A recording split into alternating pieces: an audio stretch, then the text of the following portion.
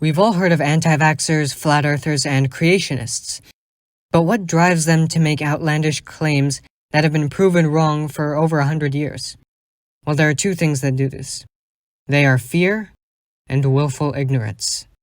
Fear. An example of a group motivated by fear is the anti-vaxxers. Many of them are parents who are afraid of letting their kids get vaccinated, mainly because they're afraid of the side effects of vaccines. One of the most common fear of anti-vax parents is that vaccines will cause autism in their children. However, this was proven to be false.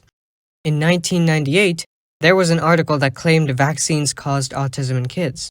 However, that claim has later been disproven. In fact, several of the scientists involved have come forward and retracted the statement. The author of the article himself even got his medical license revoked. However, by then the damage was done.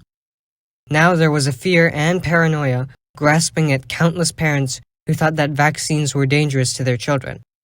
In reality, there's zero correlation between vaccines and autism. Willful ignorance. One example of this is climate change deniers.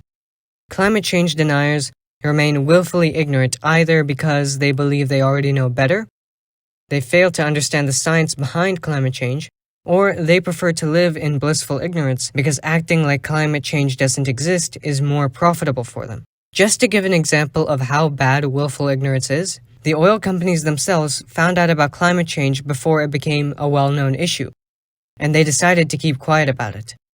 If the public didn't know about climate change, then that would mean business as usual without having to worry about backlash.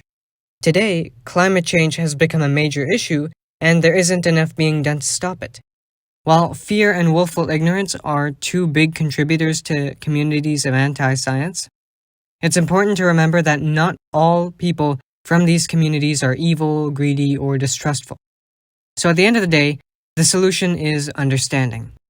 Being understanding while talking to someone like an anti-vaxxer or a climate change denier is something we should all remember to do. I'll leave a link to a video on how to talk to climate change deniers in the description below. Although it's specifically meant for people who deny climate change, it explains the type of psychology that should work on anti-vaxxers, flat earthers, and so on.